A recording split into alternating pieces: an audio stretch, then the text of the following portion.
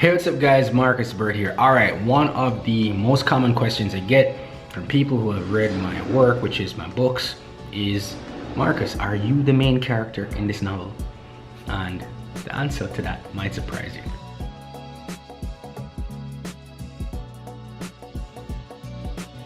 Alright, so the answer to that question oftentimes is yes and no, because it depends on the type of book I was writing and if I fictionalize my life to fill out aspects of the book, right? So we're going to talk about that today. So if you're watching this video, you're probably thinking to yourself, how do I fictionalize my life? Now, after writing 6 novels, right, not all based on my life, but sometimes drawing from elements of my life in it, I think, I have a pretty good sense of how to tell you guys to do that. So I'm going to give you 3 steps, in this process. All right, 1 is, how are you going to build your narrative to fictionalize your life? What scenario are you trying to pick? Because if you're going to write about your life, you're basically writing a memoir, right? But fictionalizing your life is taking elements, or very interesting elements, and then turning that into a brand new story. So that's number 1. That's what we're going to talk about, right? Number 2, I'm going to talk about, how much should you use of your real life in what you're trying to fictionalize? And that's also very interesting, because depending on the kind of writer you are, it may help you to use less or to use a lot more. And then finally, I'm going to talk to you about how you outline this fictional journey of yours, right? What is the A to Z system for outlining it after you figure these things out and then writing out.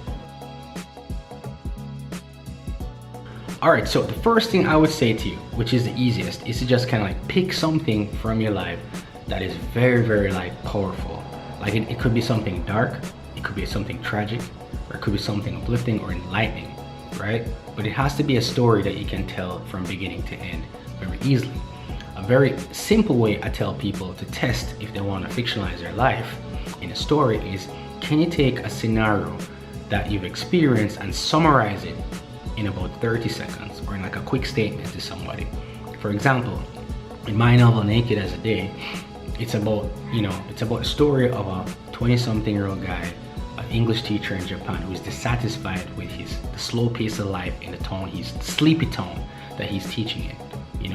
He gets an epiphany or a signal one day, seeing a strange creature flying in the sky, and decides to move to Tokyo to pursue more interesting realities. He ends up moving into this crazy mansion with a rotating cast of libidinous transients, which include eccentric millionaires, arrogant and narcissistic models, and his fellow Jamaicans, right? So when he's in Tokyo, with just his savings and time running out, what is he gonna do? That's basically the summary of my novel, right? And that's just off the top of the head, right? So you get a sense of what the character's challenge was. He was stuck in a small town. He had a sign when he saw this creature fly in the sky, which in this case is a crow. And lastly, when he moves to Tokyo, he goes into this wild situation with all these young people in this literal mansion with millionaires and athletes and all these crazy people, right? What's he gonna do? You've built the curiosity. In that statement, you want people to say, oh, okay, I think I want to learn more about that, right? Now, the reason why this is important is because this mirrors my journey in Japan, right? Because I was that person. I taught for a year in a small town called Hamamatsu, which is a small sleepy town in an area called Shizuoka, which is just between Tokyo and Osaka, right? I mean, it wasn't horrible living there, but for me, I didn't really like it after a while. It was just a little bit too slow for me. It's like a family town. It's somewhere you settle down, get your wife and raise kids, and yeah, that wasn't really where my mind was at the time, right? So what ended up happening is, after me literally experiencing a lot of physical stress, I was feeling anxious all the time, I was feeling nauseous all the time, and it seemed to be some kind of anxiety, I decided to move to Tokyo. And the thing about the crow being a signal for the fictional person to leave is interesting, because one day I remember I was walking to school, and every day I had to walk from a train station to school. It was a 2-kilometer walk every day. And I saw this crow, this big crow, just on top of a post, and he was spread out his wings, and he was squawking and declaring to the world I am free and I can go anywhere. And I remember looking at the bird, saying to myself, I wish I was like the crow. I wish I could just go wherever I want, whenever I want, right? I remember that. So the crow became this part of the story for that reason, right? So I took the crow, I took that insight, and that crow is a big part of the story, as you will discover if you end up reading my book, right? So I took that part, put it in the book, and then now, because I decided to move to Tokyo, right, I mirrored aspects of my Tokyo journey. You know what I'm saying? So I mirrored the fact that as I moved to Tokyo, like I did actually, for 3 days I was staying by a friend, and then I found this crazy house, right? And then there are all these things I was trying to do. I was trying to figure out my life. You know, I was living off my savings for a couple months because I didn't have a job yet in Tokyo, and all kinds of things. So I was able to take a lot of challenging situations and then map them to this character that I was writing, right? So the journey that I picked to fictionalize was very straightforward. It might not be as straightforward for you, right? But for me, it was very straightforward. Guy is dissatisfied, moves to Tokyo to try and find himself, ends up in this crazy house with all these crazy people, right? So that was how I started the fictionalization process of my life, because it's an interesting story. But not all the elements are interesting. You don't want to sit down and write about being depressed all the time. You don't want to write about things that just aren't interesting. You know, you want to keep the story moving. And then what I did know is I took certain aspects of my experiences, like I either completely changed them or took them to logical extremes or added completely new elements. So fictionalizing your life doesn't mean taking everything from your life and then putting that into a book. That's called writing a memoir. Fictionalizing is taking a scenario from your life that's interesting and then making it far more interesting with elements that are not real, you know, or elements that are far more extreme than what actually happened, right? So I'll give you a quick example. So when I moved to Tokyo, I remember like the first or second night I was there, I told a friend of mine I was in Tokyo, and she was a model at the time, and she invited me to this bar in I don't remember where exactly, but I don't remember the name of the bar, right? But it's a model bar. So if you're a model, you're walking free, right? Yeah, it was interesting. So me and my friend went there, and then I hung out with all these models, you know, like all these young, beautiful people that are in Tokyo modeling, and it was an interesting night, you know. And then in my book, I thought it'd be interesting for my character to also experience that. So in his first night going to Tokyo, he does end up going into this model cafe, but I took it to a very logical extreme, because he ends up at some party, you know, where people are taking drugs and things are going crazy. And he's just like, wow, you know, this Tokyo is wild, because he was living in this tiny town, right? I didn't go to any hotel party and experience like drugs and people hooking up around me, and you get me? I took it to logical extremes. And this is what makes fictionalizing aspects of your life so fun, because you don't have to necessarily worry about what you're writing relative to what you've experienced, but you can make up whatever you want. You don't even have to make it as literal as that. I just happened to go to this party with models, but I'm saying if you moved to Tokyo and that's what you wanted to do and didn't do it, you could make your character do that. You understand? So that's one of the first steps of fictionalizing your life, right? It's, you know, finding that interesting narrative that you can summarize quickly from A to Z, and then kind of say to yourself, all right, this is a story I'm trying to tell.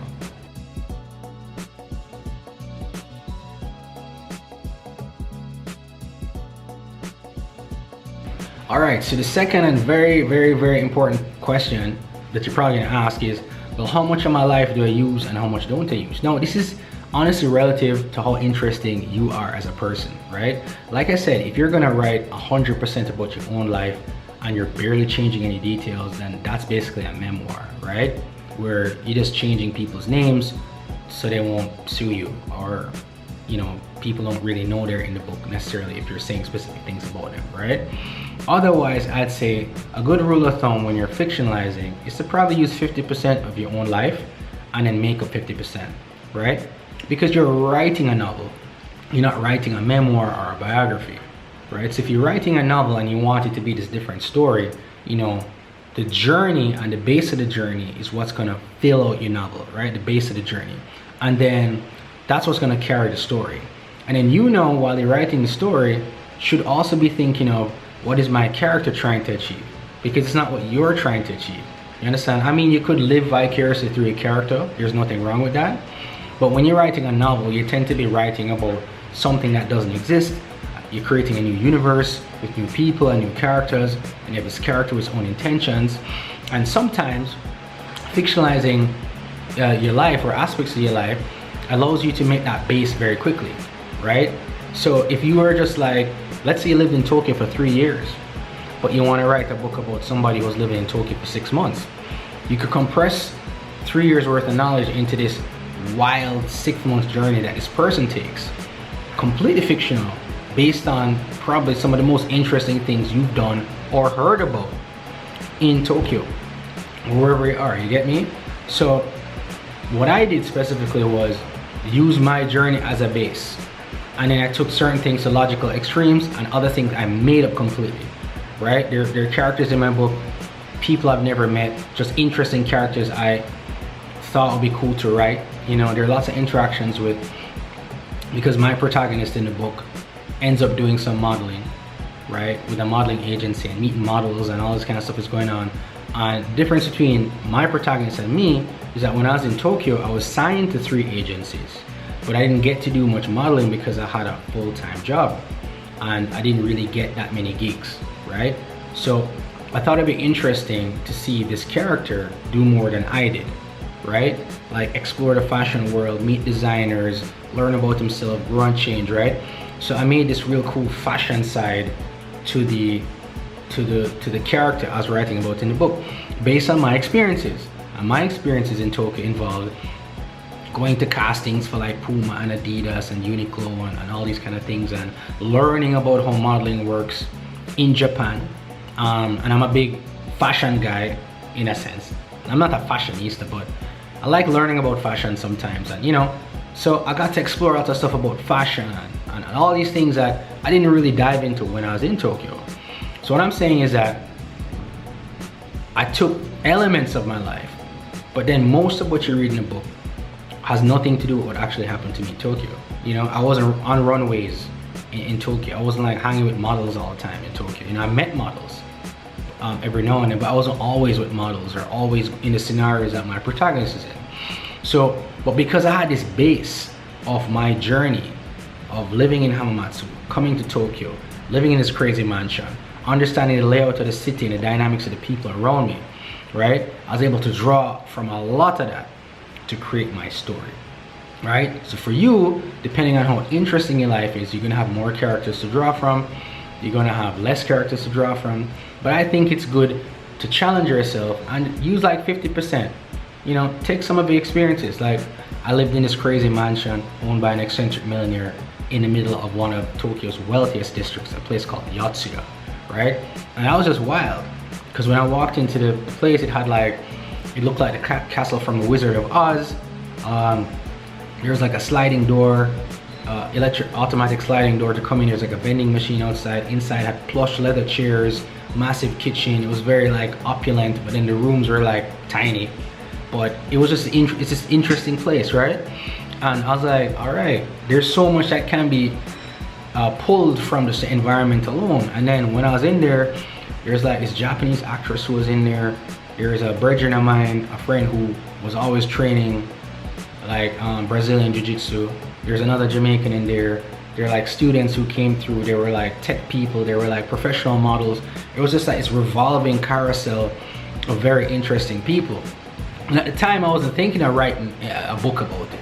You get me? It's like later though, and I said, oh, that was really interesting. Let me try and make a story around it. You get me?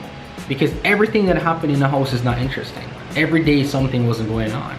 But you know, in the life of my protagonist, something's going on every day. And I got to draw on his despair, trying to figure out his journey based on what I felt about my journey. But then when he comes to his conclusion, it's a very different thing, right? So I use the basis of my life in Tokyo to fill out a lot of the book, but then I fictionalize the hell out of it. You know, like certain parties and incidents and the aftermath of certain things and the conflicts and all the things, you know. I created them from scratch because I wrote my books set in Japan, in Jamaica, right? So I wasn't even in Japan when I started writing the book, right? So I'd say that's one way you can look at it, right? If you want to write a memoir, go ahead and write a memoir if your life is that interesting.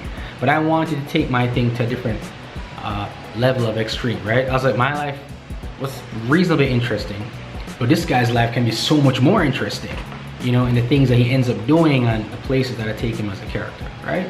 So that's part 2.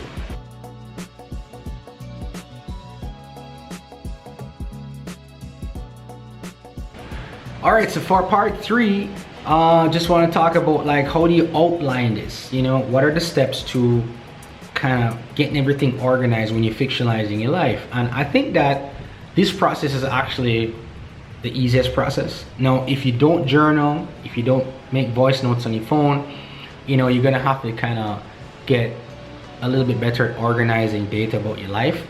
You know, I've always written journals, I've always written accounts of certain experiences. So I had like, you know, 100, 200 pages of stuff written about Japan and my life in Japan already, you know, because I used to write blogs, and then I had videos, and I used to take a lot of photos. So I could look at a series of photos and just remember that night. Or I could look at a blog I wrote and be like, wow, I love this narrative. Let me expand it for the book. You get me? So you don't need to have written as much as I did, you know, because like I said, most people have a phone and they have like tens of thousands of pictures.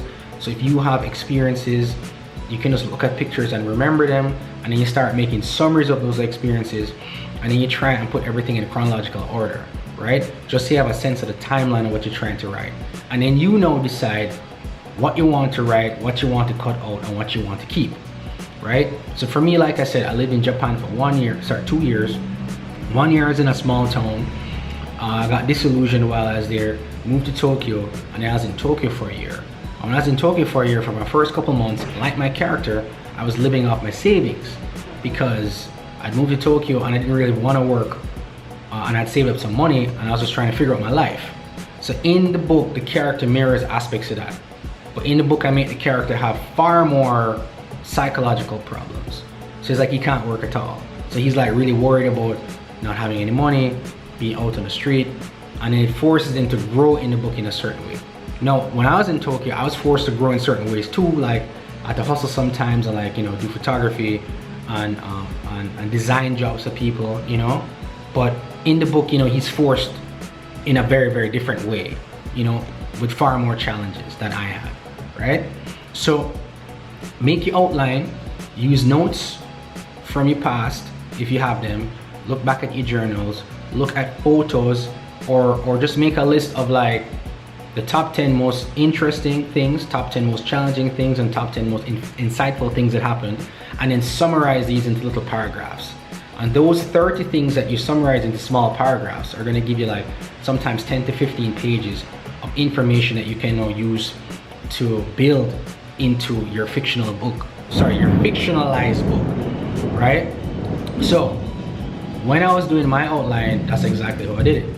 Because I knew what I wanted to fictionalize, which is part 1, which is that journey, which I could summarize quickly.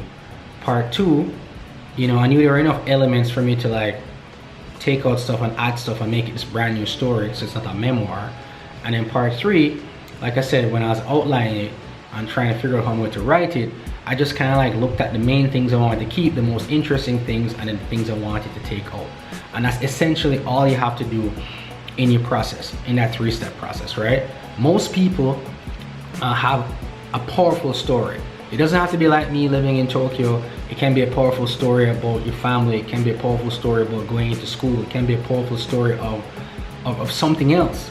You know what I'm saying? But because I'm talking specifically about fictionalizing your life, that's why I'm not talking about making up a brand new story, right? Which I've also done.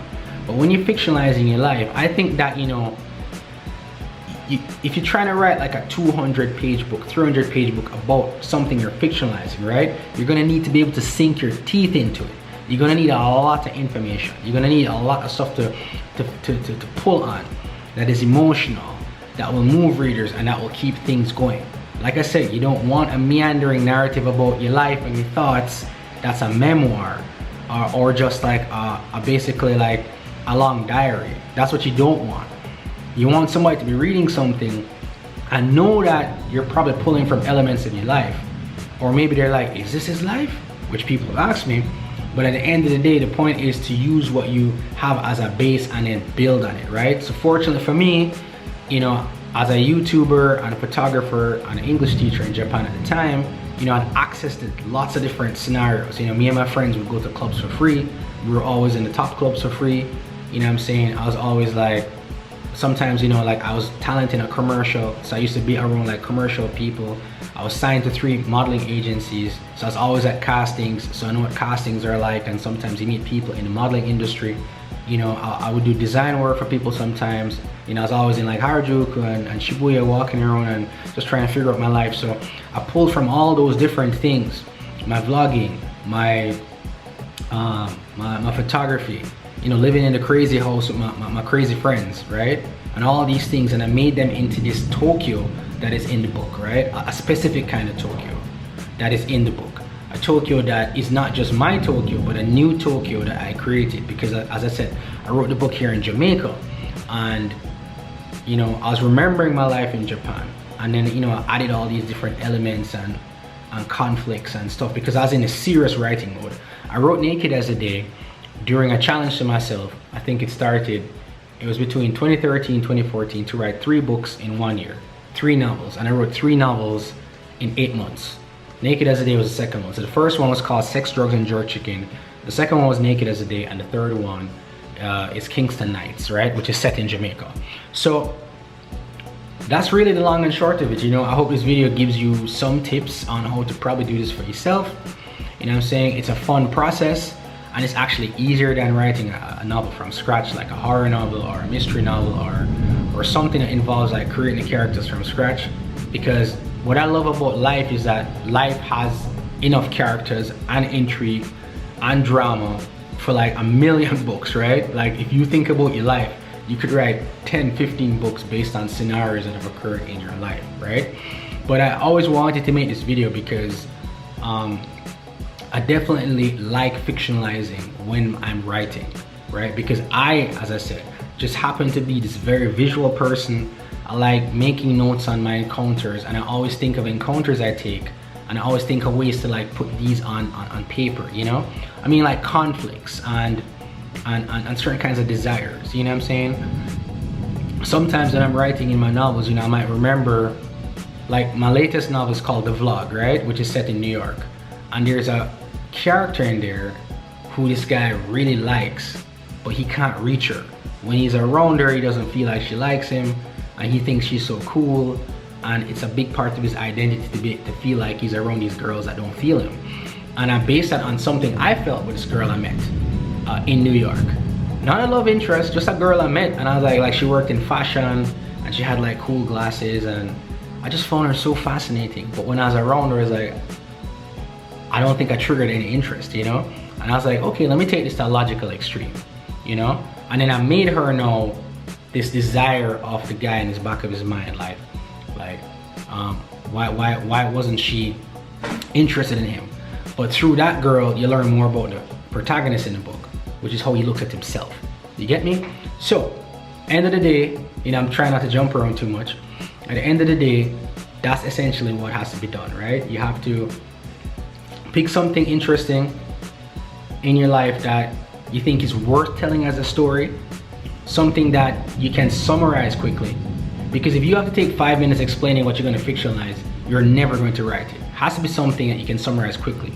You know, like this is a story of how I had to walk 50 miles back to Kingston after my car broke down in Mobile, something like that, which is not a novel. You know, it's just, I'm just riffing here. But something you can summarize, something that you can feed on emotionally and just in terms of story. Do you have the stamina to write 150, 200 manuscript pages based on this summary? If you can't, then you know you shouldn't, right? Don't force yourself. If it's something where you just know you can fill it out, then you know you're good to go, because that's step 1. So I knew already, oh man, I have this story, because it's like, I can talk about when I was in a small town, I can talk about moving to Tokyo, I have all these crazy scenarios I've experienced, I have so many ways I can make this interesting. And then I knew I had my 150, 200 pages, right? And the second thing is, you know, use 50% of the experience and make up 50%. because you want to enjoy the process of the writing. Suppose your life in Tokyo was horrible. Do you want to relive that, you know, constantly rewriting your novel? No, it's going to be stressful, and you want to make sure you finish your book, right? So take the strong elements. Oh, I had access to clubs and bars, and I was signed to modeling agencies, and you know, we knew musicians and DJs, and okay, how do I use these people as characters in the book, or how do I make this Tokyo fast and interesting, right? 50% real life, 50% fictionalization, because that's the fun part of the writing. Because your life might be okay, but you can take your story to whatever degree you want. You can make it as dark as you want. You can make it as interesting as you want, all right? And then lastly, you outline. When you're ready to write, collect your notes, try and put them in chronological order, you know, set things up in terms of emotional interest and the weight of them. You know, would these things be interesting to me if I'm reading a book? And then you take out what you think is interesting, and then you have your general outline, and you try and write from start to finish. All right? Now, I know there's a lot more to the writing process, but I just wanted to make this video for anybody out there who's thinking of fictionalizing their life. And like I said, you know, I've written 6 novels, you know what I'm saying? And I've written also hundreds and hundreds of blog posts over the years when I used to live in Washington, DC, and almost every night I would go out and write on account of my night out like a story. So I had a lot of practice, you know, documenting my life, making it sound interesting, and then ultimately using elements of it to fill out stories that I would write in the future. All right? Are you gonna fictionalize your life? Do you have ideas to write your own book, you know, using aspects of your life? If so, yo, drop a comment, let me know. Maybe we can chat about it. All right? Bless up.